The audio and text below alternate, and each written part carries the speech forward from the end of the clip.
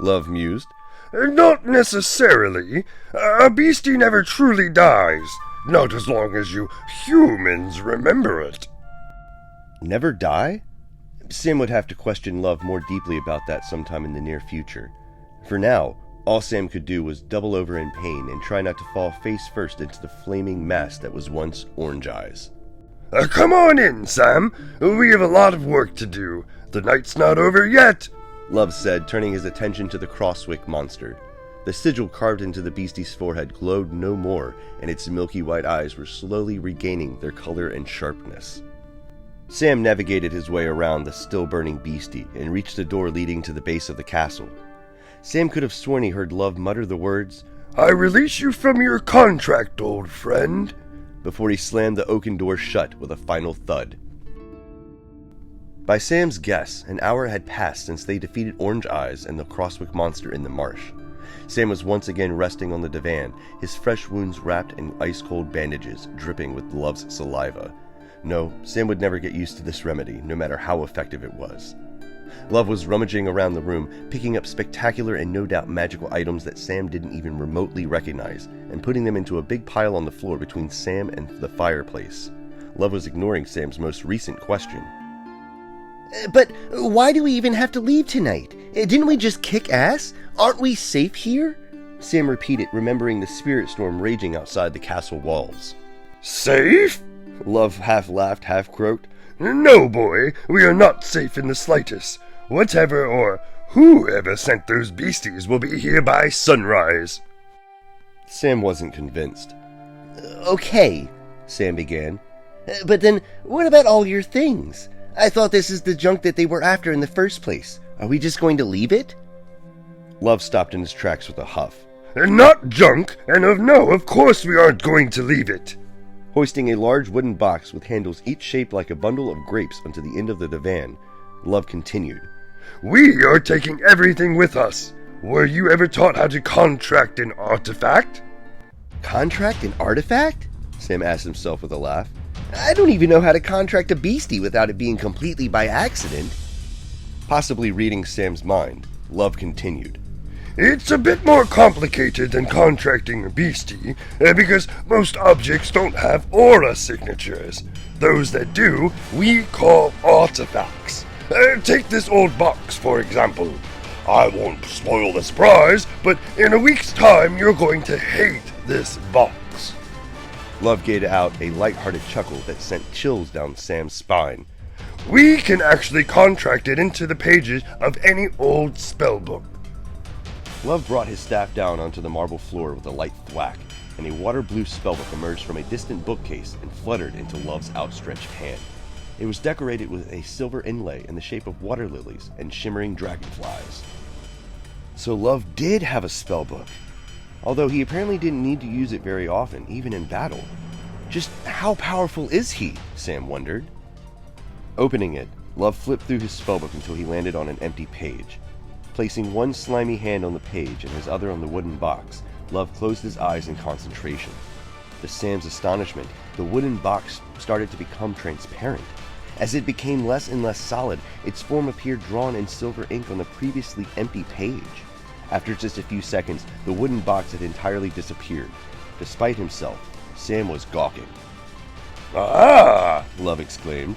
You see? Not a problem. Now, if you would be so kind as to gather as many artifacts you find in that pile there... What about the spellbooks? Sam interrupted, realizing the flaw in this plan. Surely we can't contract someone else's spellbook into your own. Quite right, boy, Love said with just a pinch of pride in his voice. Good intuition. No, for that we need something more powerful. For that, we will need to steal the spells. Steal? What do you mean? Sam began, but before he could finish his question, Love had already bookmarked a page in his spellbook and began an incantation. It was a series of low croaks, so fast that it almost sounded to Sam like Love was humming a song.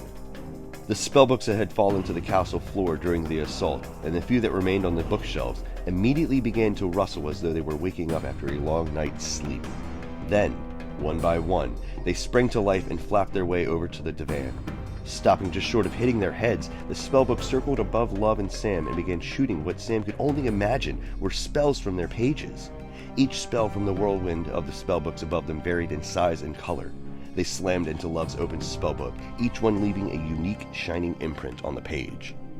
This continued for some time, until the outpouring of spells slowed to a crawl before finally stopping. The whirlwind of books was spent, and each book fluttered silently and weakly back to its original resting place. All was still in the room. Love looked down at the page with a mixture of reverence and sadness. I never dreamed I would need to use that spell. Why the long face? Sam asked in confusion. That was awesome! Yes, it's a powerful spell, but it's also a tragedy that each of those spellbooks is now completely empty, destroyed forever. Each one has held the life works of a caster who is no longer with us. Tremendous power, yes, but also tremendous life. The spellbook is the soul of its caster. Sam thought back to Orange Eyes, and with the care that he held his own ragged spellbook, bound from the living things in the forest. But now, Love continued with more hope in his voice, whatever monsters that come seeking this power won't find it here, and that's a worthy sacrifice. Come, Sam, let's finish up in here. Another hour passed, and Sam and Love found themselves hurrying across the castle's courtyard. It was early enough in the morning that a thin blanket of stars remained hanging in the sky, but morning was undoubtedly on the horizon. Sam's physical wounds from earlier in the night were, quite remarkably, almost fully healed thanks to Love's help. However, there was a deeper exhaustion that was quietly setting in, the type of exhaustion that Sam felt after escaping from Quimbley's in Unity City, the type of exhaustion that couldn't be remedied with a good night's sleep. How many nights like that could someone live through before their energy, their soul was spent? Sam supposed he was going to find out. Love, Sam whispered. How are we going to get to Lucy? She's all the way on the other side of the spirit storm. Love raised an eyebrow. Lucy? My car. Right. Don't worry about Lucy. I've already had Dingbell bring her up front. Right as Sam was going to ask Love to clarify what he meant, they exited the courtyard and came upon the bridge that had saved Sam's life from the spirit storm only hours before. Not a spirit was in sight, and parked on the opposite end of the bridge sat Lucy, her engine idling with a peaceful rumble. On her hood sat a smug and surprisingly well-rested Dingbell. Dingbell waved at the pair of casters as they began to cross the river. About an hour ago, it became light enough for the spirit storm to dissipate, Love explained, affecting his now iconic lecturing tone. With their interference removed, I was able to reach out to Dingbell and have it bring the car around. Ah, so that really was Love's voice I was hearing in my head, Sam thought. Sam hastily shoved a protesting Dingbell into the trunk and made his way over to the driver's side, swinging his backpack off and throwing it in the back seat. Sorry, Love, but only I drive Lucy. Can you even drive in the first place? Maybe if we got you a few spellbooks to sit on, Sam teased. Love didn't respond. He stood immobile on the passenger side, his back to Sam. Love was looking out over the field where the spirit storm raged not more than an hour ago. Opening the driver's side door, Sam said, Come on, Love. It was just a joke. Love? Quiet, boy! Loveland hissed in a panicked voice that made Sam's hair stand on end. Sam looked up and over in the direction Love was staring, and felt the blood drain from his face. What is that? Sam whispered. Across the field, and in the exact same place where Sam had parked Lucy, there sat another car. It was jet black and looked to be of a vintage model and make, but strangely enough, Sam couldn't quite pinpoint what type of car it was. It was almost like somebody was asked to draw what a vintage car should look like, and then only etch the shadow of it. And in this shadow of a car sat two more shadows, shadows the shape of men. Maybe it was the early morning light playing tricks on Sam's wary eyes, but he couldn't discern any features of the two men, just shadows. But that wasn't the strangest part. That wasn't what made Sam's face ghost white. A lime green light surrounded the car, 20 feet in all directions, as though the car brought with it a strange mist. Sam's throat made an audible click as he finally mustered the courage to speak in a voice lower than a whisper. Are those casters responsible for the attack? No, Love said in a measured tone, his voice barely above a whisper. Those are something entirely different. Something different? Sam said, panic beginning to seep into his voice. Do we fight them? Are they here for the spellbooks? What do we do? Sam wasn't sure he had any strength left in him to fight, but surely Love was powerful enough to wipe the floor with any caster they came across, right? They are on a different level.